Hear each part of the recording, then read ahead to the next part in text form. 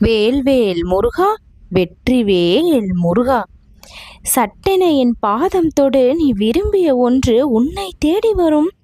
இந்த ஒரு வரி சாதாரண வார்த்தை அல்ல, உன் விதியை மாற்ற இறைவன் அனுப்பிய ரகசிய அழைப்பு. நீ கவனித்தாயா? முருகனின் பாதம் எப்பொழுதும் பூக்களால் மூடப்பட்டிருக்கும். ஏன் தெரியுமா? அந்த பாதத்தை ஒருமுறை மனதார நினைத்தவர்களின் வாழ்க்கை முள்ளில் இருந்து மலராக மாறிவிட்டது என்பதற்காக. ஒரு மனிதன் வாழ்க்கையில் எல்லாவற்றையும் இழந்தாலும் இறைவனின் பாதத்தை நம்பும் நம்பிக்கையை மட்டும் இழக்கக்கூடாது. ஏனென்றால் முருகனின் பாதம் என்பது கல் சிலையின் கீழே இருக்கும் வடிவமல்ல, அது கண்ணீரை கரைக்கும் கருணையின் வாசல். நீ முருகனின் பாதத்தை கண்களை மூடி நினைக்கும் அந்த ஒரு நொடி உன் தலையில் இருந்த தெரியாத பாரம் மெதுவாக இறங்க ஆரம்பிக்கும். உன் வீட்டில் நீண்ட நாட்களாக இருந்த அந்த அமைதியற்ற காற்றும் மாறும். நின்று போன விஷயங்கள் நகரும். கையில் தங்காத பணம் தங்க ஆரம்பிக்கும். உன்னை விட்டு சென்ற அந்த அதிர்ஷ்டம் திரும்பி உன் வீட்டு வாசலை தேடி வரும். என் பாதத்தில் ஒரு அதிசயம் இருக்கின்றது. அந்த பாதத்தை தொடும் மனிதனின் விதி கூட ஒரு நொடி நடுங்கும். ஏனென்றால் அந்த பாதத்தில் சூரபத்மனை வென்ற வீரம் இருக்கிறது, ஔவையாரை காத்த ஞானம் இருக்கிறது, அழுத பக்தனை அணைத்த கருணையும் இருக்கிறது. நீ இன்று முருகா என்று அழைத்து என் பாதத்தை மனதார நினைத்தால் உன் வாழ்க்கையில் மூடியிருக்கும் கதவுகள் ஒன்றன் பின் ஒன்றாக திறக்கத் தொடங்கும். சிலருக்கு என் பாதம் நினைவுக்கு வந்த பிறகு திடீரென நல்ல செய்தி வந்தது, சிலருக்கு வராத பணம் வந்தது, சிலருக்கு மருத்துவமனையில் இருந்த பயம் மறைந்தது, சிலருக்கு வீட்டில் பல ஆண்டுகள் இல்லாத சிரிப்பு திரும்பி வந்தது. இது கதையல்ல, பாதத்தை நம்பிய பக்தர்களின் வாழ்க்கை சாட்சி. என் அன்பு குழந்தையே, இப்பொழுது இதை நீ கேட்கின்றாய் என்றால் என் பாதம் உன் வாழ்க்கையை தாங்கும் என்று தெரிந்து கொள். இந்த நொடியே உன் கண்களை மூடி என்னுடைய திருப்பாதத்தை நினைத்து கொண்டு முருகா, என் வாழ்க்கையை உன் பாதத்தில் வைக்கிறேன் என்று சொல்லிப்பார்.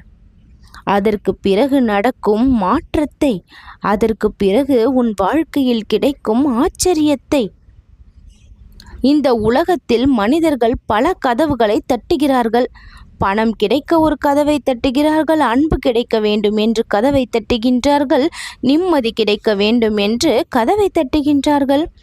ஆனால் ஒரு முறை கூட இறைவனின் பாதத்தை மனதார தொட்டவர்கள், அவர்கள் மட்டும்தான் விதியின் கதவை திறந்து விடுகிறார்கள்.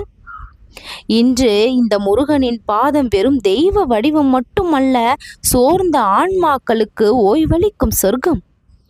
நீ கவனித்தாயா? ஒரு குழந்தை பயந்தால் அம்மாவின் கால்களை கட்டிப்பிடிக்கும்.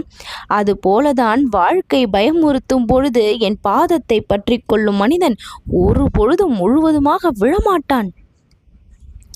நீ பலரிடம் உதவி கேட்டிருப்பாய், பல கதவுகளுக்கு முன் காத்திருந்திருப்பாய், பல இரவுகள் அழுது தூங்கியிருப்பாய்.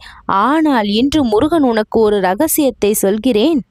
மனிதர்களின் கதவை தட்டாதே, என் பாதத்தை மட்டும் தொட்டுப்பார் என்று. ஏனென்றால் என் பாதம் தொடும் நேரத்தில் உன் வாழ்க்கையில் தெரியாத மாற்றங்கள் ஆரம்பிக்கும். திடீரென நீண்ட நாட்களாக பேசாத ஒருவர் தொடர்பு கொள்வார். கடன் சுமை மெதுவாக இறங்கும். உன் முகத்தில் மறைந்த அந்த சிரிப்பு திரும்பி வரும். இவையெல்லாம் எப்படி நடக்கிறது தெரியுமா? முருகனின் பாதத்தில் அதிர்ஷ்டத்தை அழைக்கும் அதிர்வு இருக்கின்றது. இந்த பாதத்தை நினைக்கும் பக்தர்களின் வாழ்க்கையில் அறிவால் விளக்க முடியாத அதிசயங்களும் நடக்கின்றன. உன்னுடைய இந்த விருப்பத்தை நான் நிறைவேற்றி வைக்க மாட்டேனா? என் பாதத்தை பார்த்து தொட்டு வணங்கிய உன் வாழ்க்கையில் உன் எல்லா விருப்பங்களும் இந்த முருகனின் அருளால் நிறைவேற்றி கொடுக்கப்படும் குழந்தையே.